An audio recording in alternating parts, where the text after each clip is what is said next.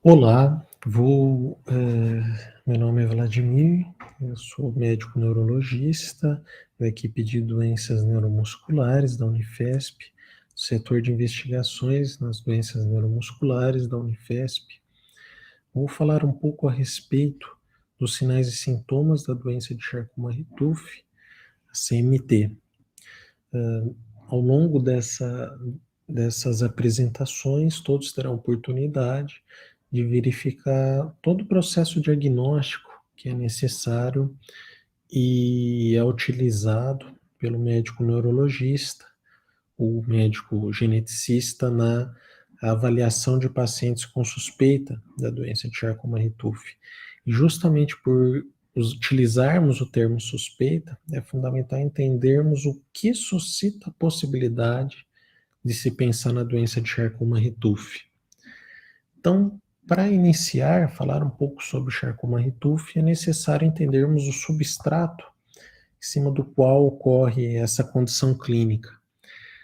A doença de Charcot-Marie-Tooth é uma neuropatia hereditária sensitivo-motora, ou seja, a doença de Charcot-Marie-Tooth é uma doença dos nervos periféricos, que é determinada do ponto de vista genético.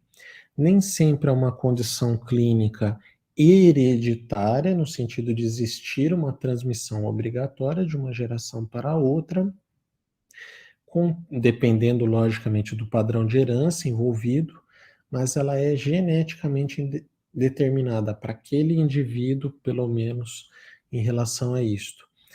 Na estrutura do nervo periférico, nós temos tanto componentes relacionadas à questão motora, então fibras motoras, quanto fibras relacionadas à questão sensitiva. Elas são compactadas e organizadas ao longo de fascículos. Esses fascículos, portanto, incluem um componente misto no nosso nervo periférico, fibras mistas sensitivas motoras. E as diferentes modalidades sensitivas, calor, né? Então, portanto, frio, temperatura, pressão, sensibilidade vibratória, o tato, são todos elementos que são detectados numa periferia e trazidos para uma central, que é a nossa medula espinhal, a partir da qual esses elementos depois vão fazer um novo trajeto central para alcançar o nosso encéfalo, em algumas situações, em outras já fazem no próprio nível da medula um relé que é para a gente tirar, por exemplo, a nossa mão que está na chapa, para a gente não ter aquele elemento do risco de queimar a nossa mão. Então, existem essas situações de reflexos que são daquele segmento e de vias específicas centrais. As fibras motoras, por sua vez, têm origem a partir do corpo do neurônio motor inferior, que está lá numa região que se chama corno anterior da medula espinhal, e a fibra motora periférica, ela nada mais é do que o axônio, o fiozinho que se originou a partir daquele neurônio motor, que está lá no corno anterior da medula, e fez o seu trajeto periférico. Então, ao longo desse trajeto periférico, ele vai ganhando alguns elementos adicionais. Imagina um fio bastante simples, rudimentar, sendo fininho transmitindo uma informação. Essa informação chega de uma forma bastante lenta e com risco de sofrer interferências até o final do caminho desse fiozinho. Porém, se eu coloco uma capa ao redor do meu nervo periférico, e essa capa é feita de gordura, um tipo de gordura, de lípide, que a gente chama de mielina, que é produzida por esse tipo de célula periférica que a gente chama de célula de Schwann, essa condução ocorre de uma forma mais rápida e dessa forma possibilita que o indivíduo tenha uma transmissão mais rápida, mais íntegra e eficiente para a periferia. Então, todos esses elementos são fundamentais dentro da estrutura do nervo periférico. Quando falamos de neuropatia, não estamos falando isoladamente de um nervo. Estamos falando, numa neuropatia hereditária, do conjunto periférico de todos os nervos que nós temos. Os diferentes nervos. A gente fala desde o nervo intercostal, a gente fala de nervos periféricos, radial, ulnar, isquiático, femoral, ou seja, estamos falando do conjunto envolvido e relacionado a esse cenário. Então, essa estrutura é fundamental de ser conhecida. Cada nervo, logicamente, tem suas peculiaridades em relação às suas funções e à sua estruturação. Mas, logicamente, nada é tão simples assim. Então, para essas camadas, né, relacionadas a esse aspecto que lembra para alguns o rocambole, né, em que vai compactando a gordura, a bainha de mielina, nesta camada a gente tem uma série de proteínas que existem para ancorar e tornar compacta a estrutura da mielina, ou seja, para que não existam espaços no meio do caminho, não exista a possibilidade de que aquela informação elétrica que tem que ser transmitida se perca ao longo do trajeto. E dependendo do diâmetro da fibra nervosa que a gente avalia e do contingente de número de fibras envolvidas, naturalmente existe uma distribuição em termos de quantidade dessas fibras que tem dentro de um nervo típico. A gente sempre avalia, até por estudos provenientes de informações de estudos de biópsia de nervo periférico, que ao longo do tempo foi muito utilizado historicamente, ainda é empregado em algumas situações específicas, mas existe um contingente de fibras que a gente chama de fibras C amielínicas, que são fibras relacionadas às sensações de dores, de temperatura, que estão presentes em uma quantidade muito maior e são bem pequeninas dentro do conjunto dos feixes em relação a fibras que têm diâmetro maior, como, por exemplo, fibras A beta. As fibras A beta relacionadas à sensibilidade do toque na pele, à sensibilidade de pressão feita em um ponto. Então, essas fibras que têm diâmetro maior, elas acabam estando presentes em um contingente menor do que as fibras finas. Por isso que muitas vezes se ouve, olha, você tem o que a gente chama de uma neuropatia de fibra fina. Fibra fina, a gente está falando sobre essas fibras relacionadas à sensação de dor, à sensação de queimação. Então, são essas fibras com diâmetro menor, ou seja, que possuem uma quantidade de mielina muito menor. E em relação ao contingente de doenças neuromusculares, quando falamos de neuropatias, né, também chamadas de neuropatias periféricas, mas toda neuropatia tecnicamente é periférica, né, nós estamos falando de um grupo grande que são as neuropatias hereditárias. E dentro das neuropatias hereditárias, nós temos, segundo a classificação mais empregada, globalmente, na classificação de Haley-Shire, nós temos neuropatias que são primariamente, né, neuropatias hereditárias primárias, e neuropatias que ocorrem no contexto de doenças genéticas, mas em que a neuropatia não é o elemento único ou o elemento fundamental daquela doença para todos os indivíduos. Ou seja, eu posso ter uma doença que afeta múltiplos sistemas e a neuropatia não é o elemento central. Um exemplo bastante clássico desse segundo grupo são as ataxias espinocerebelares, por exemplo, ou a própria ataxia de Friedreich. Outro representante aqui é as paraparesias espásticas hereditárias. Com frequência, você tem uma neuropatia dentro de uma doença genética, que é a paraparesia espástica hereditária, mas você tem um elemento da espasticidade que é muito mais proeminente. Contudo, nós temos condições clínicas que existe um elemento fundamental relacionado à neuropatia. Então, incluem o principal representante, a doença de Charcot-Marie-Tooth, as neuronopatias motoras hereditárias distais, ou DHMNs, a neuropatia hereditária sensitiva autonômica, a neuropatia hereditária suscetível ou sensível à pressão, HNPP, que é uma condição bastante prevalente no nosso meio, e a amiotrofia neurálgica hereditária, que é uma condição bastante específica, bastante delimitado o cenário dela. Logicamente, o grupo mais importante e mais frequente é o grupo da CMT, da Charcot-Marie-Tooth. Então, 10 a 25% de todas as neuropatias na prática do neurologista são neuropatias hereditárias.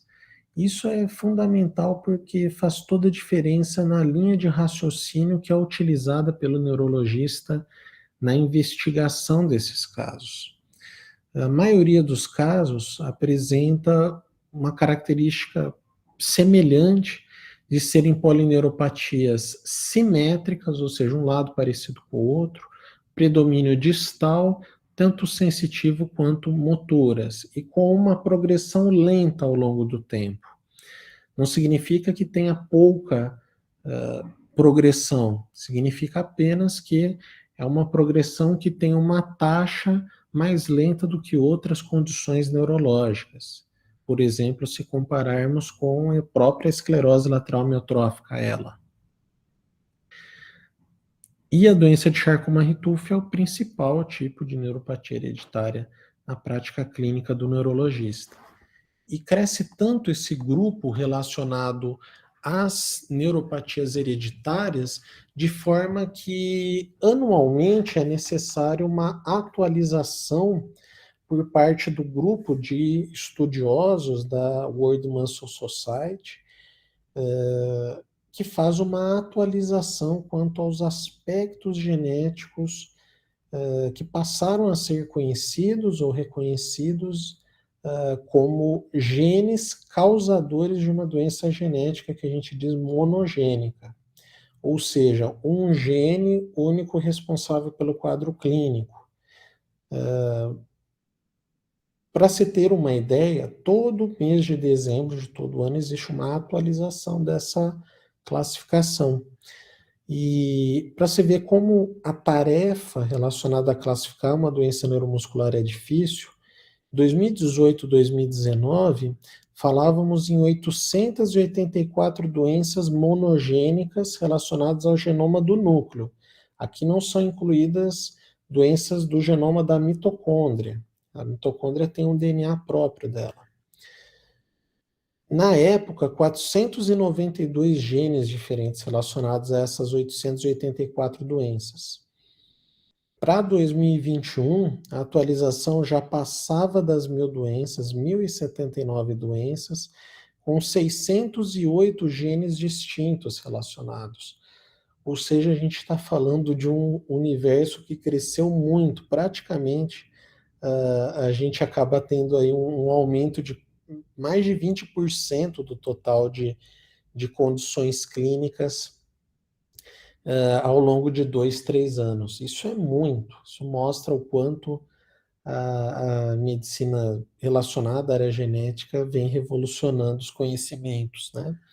Isso reflete muito quanto à curva do número de genes conhecidos relacionados a Charcot. Então, aqui é a descrição de genes relacionados a Charcot-Marie-Tooth, ano a ano. Então, a partir do advento da disponibilização do sequenciamento do exoma, que barateou a metodologia comparado ao que já foi um dia, e a disponibilidade para pesquisa e na prática clínica, houve um boom de descrições para cada ano em relação a genes de Charcot-Marie-Tooth. Aqui é um gráfico que representa até 2013. Se a gente for representar isso cada vez mais vai ser crescente, de forma que houve a necessidade de inclusão de um grupo apenas para as neuropatias hereditárias sensitivo-motoras dentro da classificação das doenças neuromusculares hereditárias. Então, de tantas condições diferentes e geneticamente distintas, houve a necessidade de se englobar um grupo à parte, o grupo 14. E chegamos então ao cenário da doença de Charcot-Marie-Tooth. O cenário neuropatia hereditária sensitivo-motora passou a ser reconhecido desde as de primeiras descrições, né, tecnicamente falando do ponto de vista médico, 1886. A doença de Charcot-Marie-Tooth nada mais é do que, na realidade, um grupo de condições clínicas hereditárias, geneticamente predisponentes a um indivíduo, né, de ocorrência dessas situações que podem ter diferentes padrões de herança. Então, formas autossômicas dominantes, formas recessivas, formas ligadas ao X e, mais recentemente, algumas formas também relacionadas ao contingente de material genético mitocondrial. O fenótipo neuromuscular geral é muito semelhante, por isso que alguns indivíduos, apesar de terem várias outras situações clínicas associadas, como perda auditiva, terem perda visual, complicações cardíacas, eles também têm a classificação como diagnosticados com Charcot-Marie-Tooth, porque eles têm a característica em comum de terem essa neuropatia como elemento chave do quadro clínico. Existe nessa doença uma variabilidade dentro das famílias e entre as famílias. Eventualmente, famílias com uma mesma variante genética detectada apresentam diferenças marcantes do ponto de vista clínico, completamente distintas.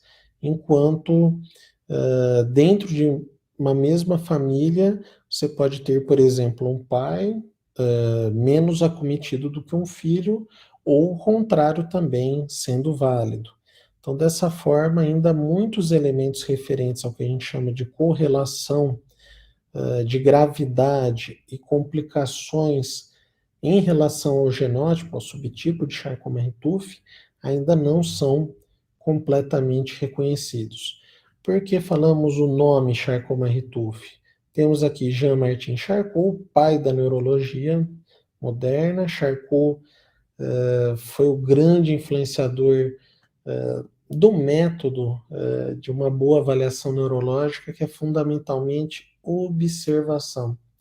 Então, Charcot é um grande pai da neurologia, da escola francesa neurológica, e um dos discípulos, né, de Charcot, Pierre Marie, fez junto com Charcot a descrição de uma série de casos, inicialmente, que praticamente na mesma época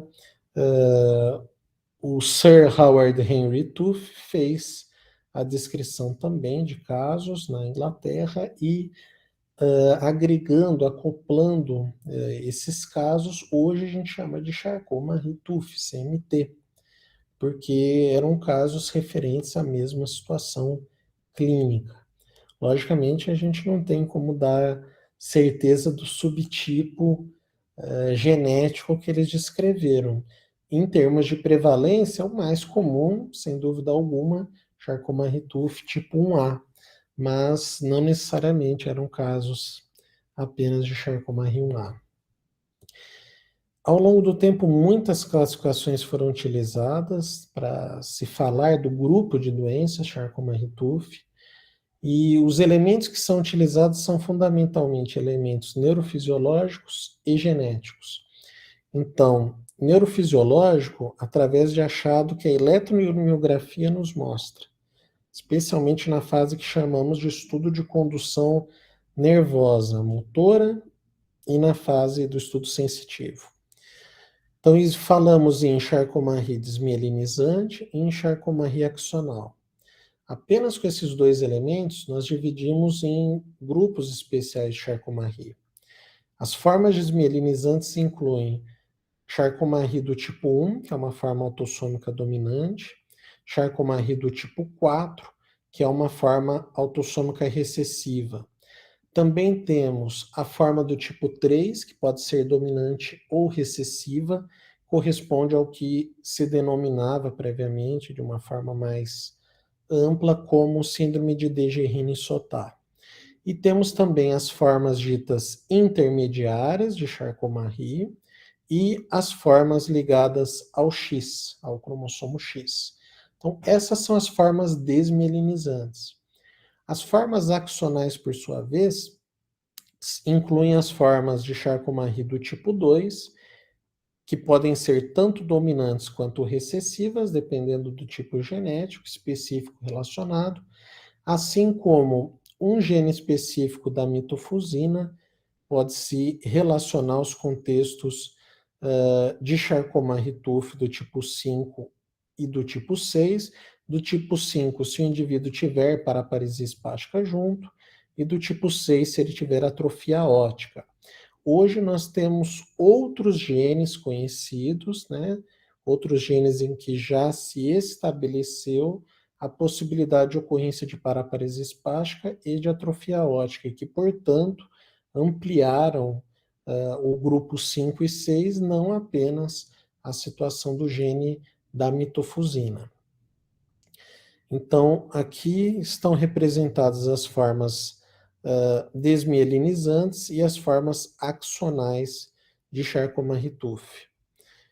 As formas desmielinizantes têm uma característica muito marcante no estudo que é realizado, neurofisiológico, que é a grande redução na velocidade de condução motora. Ou seja, essas formas de Charcot-Marie, que são formas desmielinizantes clássicas, o indivíduo apresenta, eventualmente, desde estágios, fases iniciais, né, na infância, redução da sua velocidade de condução no estudo neurofisiológico, no estudo motor, abaixo de 38 metros por segundo. A referência é o nervo ulnar para a gente, mas isso, na realidade, é um aspecto que a gente observa de uma forma difusa, por se tratar de uma polineuropatia.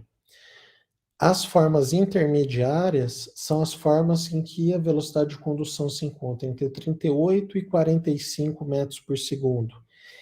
E as formas axonais são aquelas em que a gente tem a preservação da velocidade de condução motora, mesmo em estágios mais avançados aí em relação à progressão da doença, mas que o principal aspecto que é alterado é a amplitude que os potenciais de ação apresentam. Ou seja, os quadros axonais são mais da amplitude, enquanto os quadros relacionados à desmielinização são mais quadros relacionados ao aspecto da velocidade. Lembrando que a mielina, que é perdida nesses quadros, ela é relacionada àquela condução saltatória, ou seja, à velocidade relacionada. Então, se eu tenho uma doença que faz formar uma mielina de uma qualidade não tão boa, por exemplo, ou de não estruturar de uma forma compacta tão boa aquela bainha de mielina, eu tenho, consequentemente, uma perda daquela velocidade naquele segmento. E se a gente for olhar cronicamente, o nosso corpo é muito sábio. Então, para lidar bem com essa situação, ao longo do tempo, nosso corpo tenta fazer um processo de remielinização, ou seja, de formação de novas camadas de mielina. Lembrando que é uma mielina, no caso da forma de Charcot-Marie desmielinizante, que não tem uma qualidade tão boa. Então, existe a formação de uma mielina em uma quantidade maior, alguns autores denominavam isso de bulbo ou de casca de cebola, devido a essas lamelas, essas camadas que vão se formando ao longo do tempo, dessas tentativas de remielinizar ao longo do tempo e tentar melhorar a condução que ocorre. E dessa forma, o que ocorre é que houve uma complexidade muito grande, então nós temos formas geneticamente determinadas de Charcot-Marie que estão englobadas em cenários muito distintos. Um exemplo muito prático, a forma de Charcot-Marie-Tooth ligada ao gene GDAP1. O GDAP1 pode originar tanto formas de Charcot-Marie desmielinizante, quanto forma de Charcot-Marie da forma axonal. Então, esse é um aspecto importante quando falamos a respeito do estudo neurofisiológico. O estudo da eletroneuromiografia auxilia a diferenciar também esse cenário quando nós olhamos para a suspeita diagnóstica ou para a linha de Charcot-Marie que é observado. Em comum, os pacientes dividem a questão da atrofia, que envolve a região das panturrilhas, o pé cavo, bilateralmente, a retração dos artelhos nos pés. Nem todo indivíduo com Charcot-Marie vai ter o pé cavo, alguns indivíduos vão ter, na verdade, o pé plano. Eventualmente, o pé é menos acometido em uma fase inicial e só em fases mais tardias é observado a questão das alterações esqueléticas, ósseas, e, eventualmente, o acometimento nos membros superiores, que pode ocorrer também ao longo da doença, com a atrofia dos grupamentos musculares mais distais e, eventualmente, também retração dos dedos das mãos. Então, essas são situações que remetem muito à possibilidade de Charcot-Marie-Tooth. E falar de Charcot-Marie-Tooth no Brasil, logicamente a gente está aqui no evento falando aqui com a maior honra em convite da ABCMT, que é a grande representante quando falamos em associações relacionadas ao estudo e, na verdade, ao suporte aos pacientes, familiares e cuidadores com Charcot-Marie-Tooth. Mas também, quando falamos em Brasil, lembramos de uma situação triste, mas que é uma realidade do ponto de vista genético-clínico, que é a região, né, da cidade de Tobias Barreto, no Sergipe. Tobias Barreto é uma pequena cidade, pouco mais de 50 mil habitantes, é considerada a sétima cidade mais populosa do Sergipe, fica no interior do Sergipe, e lá em Tobias Barreto existe um mecanismo que é denominado de mecanismo de efeito fundador. Há um número muito grande de indivíduos que apresentam a Charcot-Marie lá, lá em Tobias Barreto. Já foram alvo de amplos estudos, tanto genéticos quanto estudos relacionados à questão neurofisiológica. Então, estudos prévios relacionados à pesquisa, né, clínica, caracterização das formas locais. E a grande dificuldade é que, por se tratar de forma autossômica dominante, existe todo o aspecto relacionado ao aconselhamento genético e a dificuldade aqui no cenário. Por ser uma localidade muito pequena e com um contingente de um número de casos muito grande. Até recomendo aos que tiverem maior curiosidade o acesso a esse link no YouTube, é uma matéria televisiva mesmo, né, que foi apresentada no passado, que debate um pouco sobre a população com Charcot-Marie-Tooth lá em Tobias Barreto. Então, como sinais e sintomas característicos típicos da Charcot-Marie-Tooth, a gente pode citar formigamento, agulhada, eventualmente queimação, a perda de sensibilidade nos pés, sensação de amortecimento dos pés, sensação do pé gelado ou do pé quente, para alguns outros indivíduos, quando existe o elemento autonômico, eventualmente a queixa, o sintoma é percebi uma vermelhidão maior nos pés, a perda da pilificação nas pernas, da questão motora, o pés cavos, característico da condição, pés planos, a retração dos artelhos, a perda da musculatura das panturrilhas, que a gente denomina de amiotrofia peroneal, a fraqueza muscular, fadiga muscular e, eventualmente, dificuldade para uso de calçados ou de chinelo, né? Então, alguns pacientes, a primeira queixa em relação ao calçado, né? Ele já percebe uma dificuldade, e aí vem a importância do clínico geral, a importância do ortopedista, do neurologista, avaliarem essa questão, né? O reumatologista, eventualmente, também, de observarem esse aspecto e fazer essa diferenciação, né? Observar esses elementos. Outro cenário muito frequente, esse é de um desses GIFs de vídeos da internet, aqui citado, a ocorrência do que a gente chama de marcha escarvante. Então, o indivíduo apresenta, quando vai andar, uma fraqueza no pé para elevar, né? Então, ele bate a ponta do pé.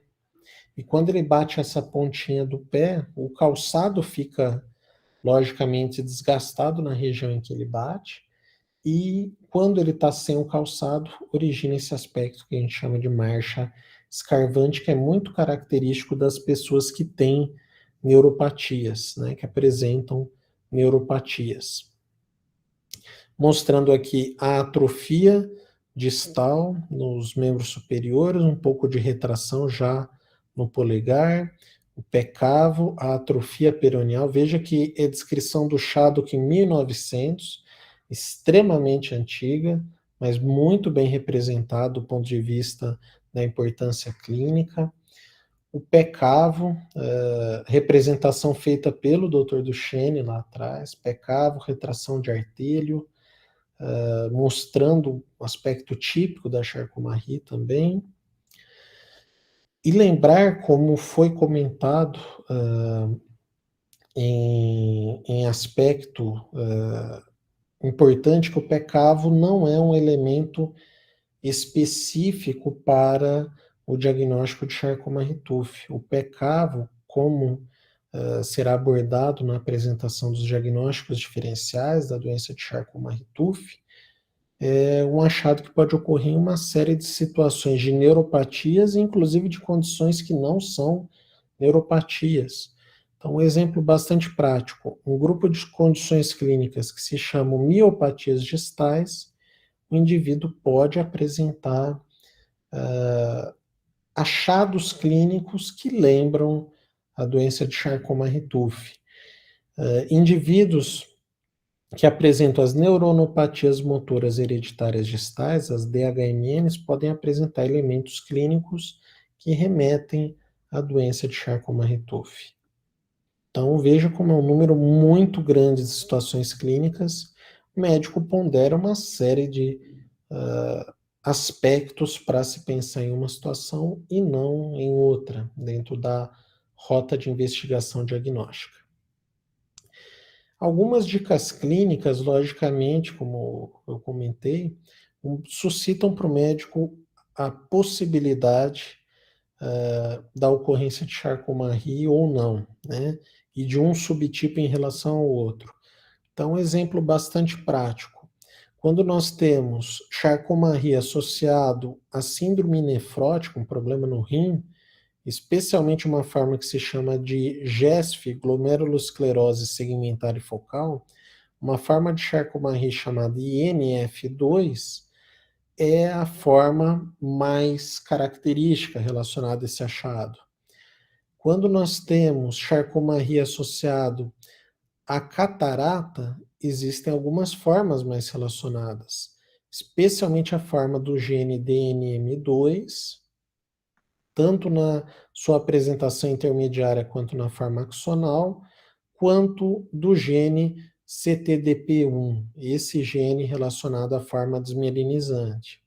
E assim, isso é válido em linhas de raciocínio em relação à neurite óptica, qual forma que pode dar neurite óptica, qual forma pode dar glaucoma, alterações da pupila, atrofia do nervo óptico, quais podem dar dificuldades de aprendizagem ou déficit intelectual na criança, quais podem originar alterações na ressonância magnética, por exemplo, nos aspectos centrais da imagem.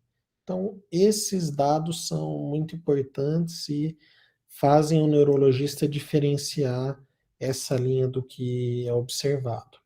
Vou falar agora rapidamente a respeito das principais grupos de Charcot-Marie-Tooth.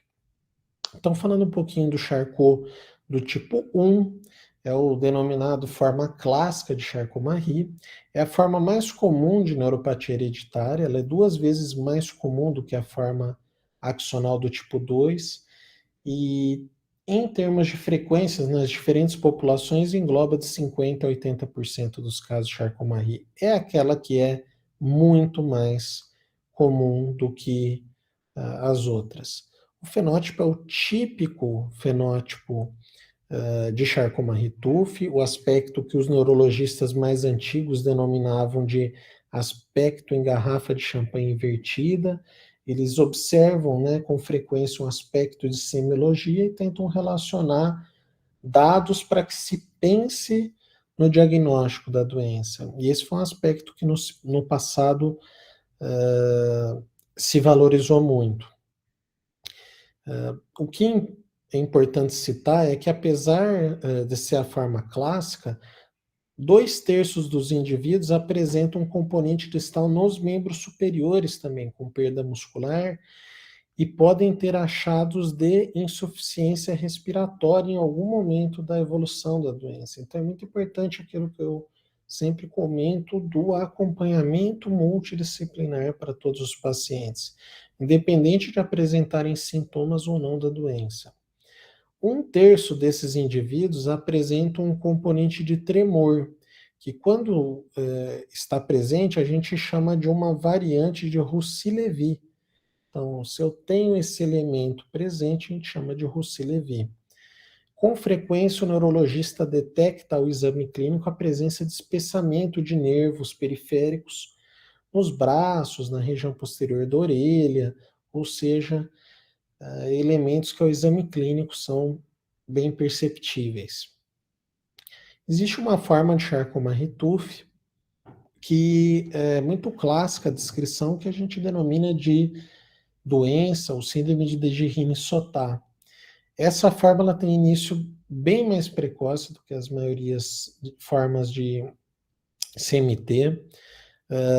No Dejerine-Sotá, estamos falando de indivíduo ou quando lactente ou escolar, apresentando alguns elementos que chamam muito a atenção, que é justamente a questão do pé em si não ser apenas o pé cavo, mas ele ter uma deformidade da parte óssea articular maior, então ter o pé torto eventualmente mesmo, uma alteração articular mais grave, o indivíduo ter baixa estatura, o indivíduo ter cifoescoliose, o indivíduo ter um espessamento muito marcante do nervo periférico, aqui aquele aspecto das remielinizações, o aspecto do bulbo de cebola, que foi comentado anteriormente.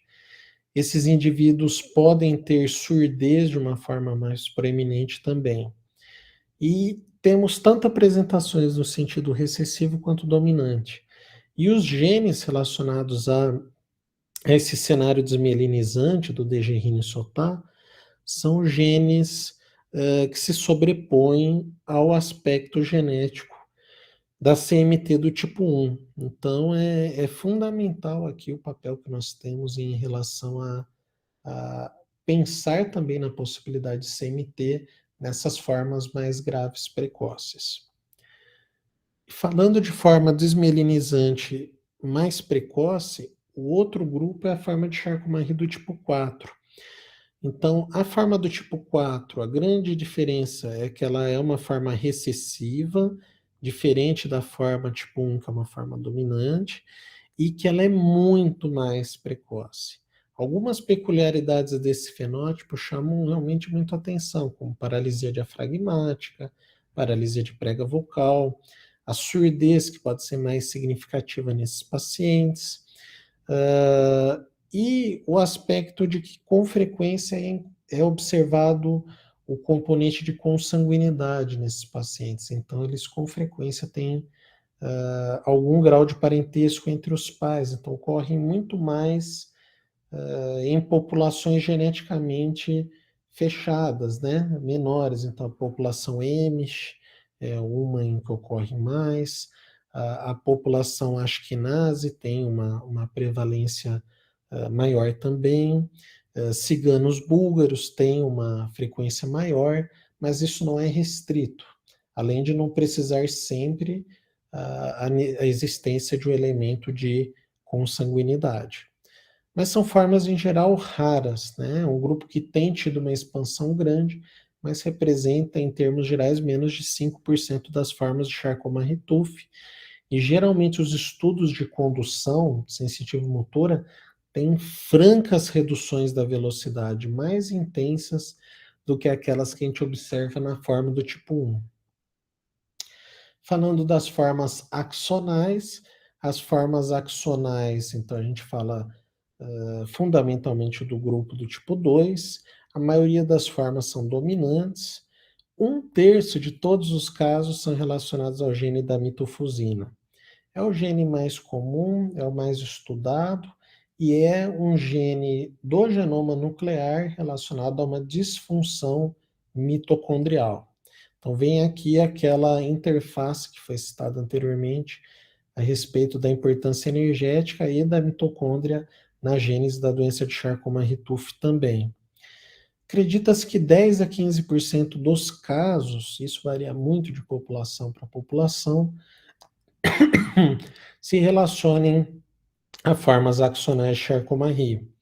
Ela tende a ser geralmente um pouco mais tardia do que as formas do tipo 1 e do tipo 4.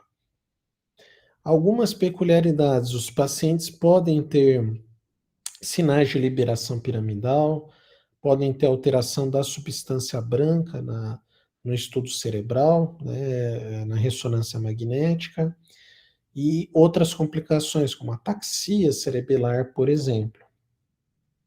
A forma do tipo 5 é uma forma em que eu tenho a base relacionada a CMT2, ou seja, inclusive o gene da mitofusina em comum, mas eu tenho mielopatia junto. Ou seja, eu tenho acometimento medular dos tratos axonais ali. E dessa forma o indivíduo apresenta sinais de liberação piramidal. Então pode ter os reflexos mais preservados ou ter sinais de reflexos patológicos quando o neurologista examina. A forma ligada ao X é uma forma que representa de 10 a 20% dos casos de CMT. Essa forma, ela era muito pouco diagnosticada no passado, porque as doenças ligadas ao X, existia um mito de que as mulheres não apresentavam sintomas ou não apresentavam quadro clínico, então era muito pouco investigada, mas hoje a gente vê que são pacientes que têm um quadro clínico muito semelhante às formas do tipo 1, e que, inclusive, as mulheres podem ter neuropatia com sintoma da neuropatia, ou eventualmente apenas detectável na eletroneuromiografia. Então, esse é um aspecto bem importante, bem significativo. Nós temos alguns pacientes que podem desenvolver doença da substância branca, lembrando leucodistrofias, e eventualmente a linha de investigação inicial ter sido para uma leucodistrofia. Então, esse é um grupo muito novo, né, muito recente em termos de ampliação dos conhecimentos, e é um grupo que, na realidade, ainda tem muito a se ampliar, né? A gente sabe que esses pacientes com as formas ligadas ao X podem ter complicações adicionais, como ocorrência de episódios agudos de encefalopatia, quando tem uma infecção, por exemplo, ter componente de confusão mental, ter componente de sonolência. Então, é bem significativo esse elemento de ser conhecido. Dessa forma, eu encerro aqui trazendo que os sinais e sintomas da CMT, eles são muito característicos na maior parte dos casos, eles devem ser reconhecidos pelos pacientes, familiares e principalmente pelos profissionais da saúde, que além das manifestações motoras e sensitivas, há outros sinais e sintomas que podem ocorrer também junto com a Charcot-Marie. Lembrar que nem tudo que ocorre na vida de um indivíduo que tem a CMT é em decorrência da CMT, mas é importante estarmos atentos quanto a isso. Sinais e sintomas mais comuns incluem perda auditiva, dificuldades visuais, constipação intestinal, urge incontinência urinária, mas lembrar que também arritmias cardíacas, cardiomiopatia, dificuldade de aprendizagem, como vai ser conversado na própria apresentação do CMT na infância, podem estar presentes e de uma forma bem significativa também. Então, agradeço a oportunidade, agradeço a todo o grupo do setor de investigações nas doenças neuromusculares da Unifesp e meu agradecimento especial à Associação Brasileira de Charcot-Marie-Tooth. Parabenizo a mesma pelos 10 anos. Então, muito obrigado.